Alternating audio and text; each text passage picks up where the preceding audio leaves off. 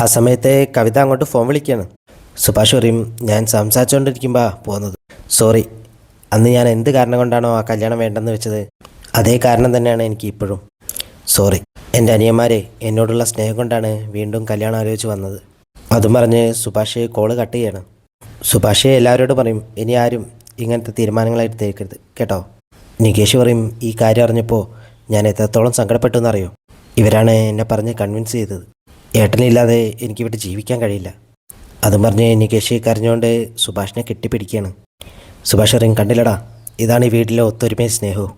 നാട്ടുകാരെങ്ങനെ പറഞ്ഞ് മനസ്സിലാക്കണമെന്ന് എനിക്കറിയില്ല, പക്ഷേ നമ്മൾ നാലാൾ ഒന്നിച്ചിരിക്കുമ്പോഴാണ് ഇത് നമ്മുടെ വീടാവുന്നത്. എല്ലാവരും സുഭാഷിനോട് മാപ്പ് പറയാണ്. സുഭാഷിൻ്റെ ദേഷ്യത്തിൽ മൈൻഡ് ചെയ്യാതെ നിൽക്കും. സുധിയും ഹരീഷും കൂടെ വന്നിട്ട് സുഭാഷിനെ ഇക്കിളിയിട്ട് കെട്ടിപ്പിടിക്കുകയാണ്.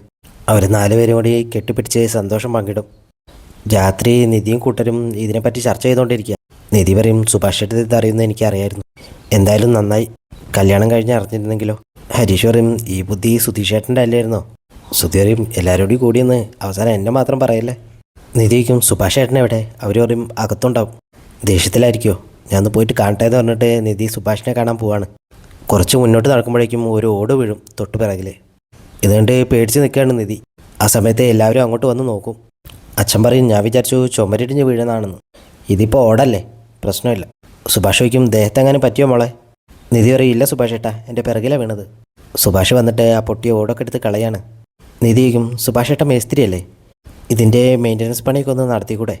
സുഭാഷ് പറയും, നടത്തണം എന്നൊക്കെ ഞാൻ വിചാരിക്കാറുണ്ട്, പക്ഷേ ഞങ്ങൾ എന്തെങ്കിലും ചെയ്യുമ്പോഴേക്കും അമ്മായും വല്യച്ഛനും കൂടെ കേസിന് പോകും. നിധി ചോദിക്കും, അപ്പം ഈ വീട് നിങ്ങളുടെ അല്ലേ? ഞങ്ങളുടെ ആണ്, പക്ഷേ ഇത് അവർക്കും കൂടി അവകാശം ഉണ്ടെന്നാണ് അവർ പറയുന്നത്. നിധി പറയും, നിങ്ങളുടെ ആണെങ്കിൽ നിങ്ങൾ കേസിന് പോകണം, ഒരു വക്കീലിനെ വെച്ച് വാദിച്ചാൽ ജയിക്കില്ലേ? ആ സമയത്ത് അച്ഛൻ പുറത്തോട്ട് വരുമ്പോൾ നിധി ചോദിക്കും, ഈ വീട് ആരുടെ പേരിലാണ്? അച്ഛൻ പറയും, വീട് എൻ്റെയാണ്, പക്ഷേ എൻ്റെ പേരിലൊന്നുമല്ല, എൻ്റെ അച്ഛൻ എനിക്കായിട്ട് തന്നതാ. നിധി ചോദിക്കും, അതിൻ്റെ രേഖയുണ്ടോ? ആ അച്ഛൻ പറയും, ആ അതിവിടെ എവിടെയെങ്കിലും കാണും, ഞാൻ പോയിട്ട് ഉറങ്ങട്ടെ എന്ന് പറഞ്ഞാൽ അച്ഛൻ പോകും. സുഭാഷിനോട് ചോദിക്കുമ്പോൾ സുഭാഷ് പറയും, എനിക്കറിയില്ല, അവർക്കൊന്നും അതിനെപ്പറ്റി ഒന്നും അറിയില്ല. അവർ വരും, ശരിയാണല്ലേ, നമ്മളെന്താ അതിനെപ്പറ്റിയൊന്നും ചിന്തിക്കാതിരുന്നത്? നിധി പറയും, നിങ്ങൾ നാലുപേരും ഇവിടെ വന്നിട്ടേ മേലോട്ട് നോക്കി നിന്നോളൂ. അതും പറഞ്ഞ് നിധി അവിടെ നിന്ന് കയറിപ്പോവും. അവർ നാലുപേരും മേലോട്ട് പൊട്ടി ഓടും നോക്കി നിൽക്കുകയാണ്. രാവിലെ സുഭാഷ് ദോശ ഇട്ടുകൊണ്ടിരിക്കുക. നിധിയെ ഭക്ഷണം കഴിക്കാൻ വിളിക്കും. നിധിയാണെങ്കിൽ എന്തോ എഴുതിക്കൊണ്ടിരിക്കുക. നിധി അടുക്കളയിലേക്ക് വരുമ്പോൾ സുഭാഷിനോട് ചോദിക്കും, ഞാനെന്തെങ്കിലും സഹായിക്കണോ? സുഭാഷ് പറയും, വേണ്ട മോളെ, ഒക്കെ കഴിഞ്ഞു, മോള് കഴിച്ചോ. നിധി ദോശ കഴിച്ചുകൊണ്ടിരിക്കുമ്പോൾ സുധി വീട്ടിലേക്ക് വരികയാണ്. നിധിന്ന് വിളിച്ചുകൊണ്ടാണ് വരുന്നത്. അടുക്കളയിലെത്തുമ്പോൾ സുധിയോട് സുഭാഷ് ചോദിക്കും, വാടാ ദോശ കഴിക്കാം. സുധി ചോദിക്കും, എന്നും ഈ ദോശയാണ് ഏട്ടാ, വേറെ എന്തെങ്കിലും ഉണ്ടാക്കിക്കൂടെ? ചേട്ടനെ ഇത് ഉണ്ടാക്കി മടുക്കുന്നില്ലേ? സുഭാഷ് പറയും, നിനക്കെന്താ വേണ്ടതെന്ന് പറ, അതുണ്ടാക്കി തരാം. സുധി പറയും, എന്നാൽ എനിക്ക് പിസ്സ വേണം, അല്ലെങ്കിൽ പാസ്ത. ഇങ്ങനെ ഓരോന്ന് പറയുമ്പോൾ നിധി പറയും, കഴിഞ്ഞ ആഴ്ച സുഭാഷ് ഏട്ടൻ ഇഡ്ഡലിയും പുട്ടൊക്കെ ഉണ്ടാക്കിയിരുന്നല്ലോ, അതൊക്കെ നിങ്ങളിവിടെ ഇരുന്ന് വെട്ടി വിഴുങ്ങിയല്ലോ. പിസ്സയൊക്കെ വേണമെങ്കിൽ സ്വന്തം ഉണ്ടാക്കി ഞാൻ കഴിക്കണം, അല്ലാതെ മറ്റുള്ളവരെ ഡിസ്റ്റർബ് ചെയ്യാൻ നിൽക്കരുത്.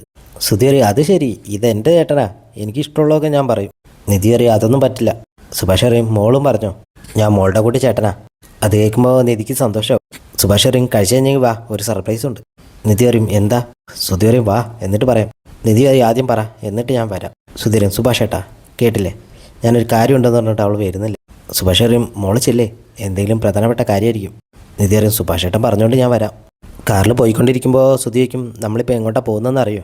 നിധി പറയും, ഇല്ല, നമ്മളിപ്പോൾ പോകുന്നത് യൂണിവേഴ്സിറ്റിയിലേക്കാണ്, സർട്ടിഫിക്കറ്റിന് നേരിട്ട് അപേക്ഷിക്കാൻ. ഇത് കേൾക്കുമ്പോൾ നിധിക്ക് സന്തോഷമാവും. നിധി പറയും, ഞാൻ ആദ്യമായിട്ട് യൂണിവേഴ്സിറ്റി കോളേജിൽ. സുധി പറയും, എനിക്കിവിടെ ചില ബന്ധങ്ങളൊക്കെ ഉണ്ട്. നിധിയോട് പറയും, ഇവിടെ ഇരിക്കും, ഞാൻ ഓഫീസ് വരെ പോയിട്ട് വരാം. സുധി ഓഫീസിൽ പോയിട്ട് മേഡത്തിനോട് കാര്യം പറയാം. അവർ വന്നിട്ട് നിധിയോട് കാര്യങ്ങളൊക്കെ ചോദിക്കും. തിരിച്ചു പോകുമ്പോൾ സുധി അവരെ വിളിക്കും. എന്നിട്ട് അവരവിടെ നിന്ന് സംസാരിച്ചുകൊണ്ടിരിക്കും. ഇത് കാണുമ്പോൾ നിധിക്ക് ദേഷ്യം വരും. നിധി പറയും, എന്തൊരു പഞ്ചാര ഇയാൾ. സുധി നോക്കുമ്പോൾ നിധി എഴുതിക്കൊണ്ടിരിക്കുക. സുധി പറയും, ഇവൾക്കൊരു പൊസസീവ്നെസ് ഒന്നും കാണുന്നില്ലല്ലോ, ഞാൻ ആരോട് സംസാരിച്ചാലും കുഴപ്പമില്ലെന്നാണോ? സുധി പറയും, ഒരു ആപ്ലിക്കേഷൻ ഫോം തരും, അതിൽ ഒപ്പിട്ട് കൊടുത്താൽ മതി. ആ മേഡം വന്നിട്ട് ആപ്ലിക്കേഷൻ ഫോം കൊടുക്കുകയാണ്. നിധി അതിൽ ഒപ്പിട്ട് കൊടുക്കും. അവർ പറയും, 2 ആഴ്ചയ്ക്കുള്ളിൽ സർട്ടിഫിക്കറ്റ് കിട്ടും. നിധി ചോദിക്കും, ശരിക്കും? മേഡം പറയും, അതിന് മുമ്പ് തന്നെ കിട്ടും. റെഡിയാകുമ്പോൾ ഞാൻ സുധിയെ വിളിച്ച് പറയാം. നിങ്ങളുടെ കല്യാണത്തിൻ്റെ കാര്യമൊക്കെ സുധി പറഞ്ഞിരുന്നു. ഇത് കേൾക്കുമ്പോൾ നിധി ഇങ്ങനെ സുധിയെ നോക്കൂ. സുധി മനസ്സ് പറയും, ഇതൊക്കെ എന്തിനാ ഇപ്പോൾ പറയുന്നത്? വളരെ അഡ്വഞ്ചറസ് ആയ വിവാഹമായിരുന്നു അല്ലേ? നിധി അതേന്നുള്ള ഭാവത്തിലൊരു മോളും.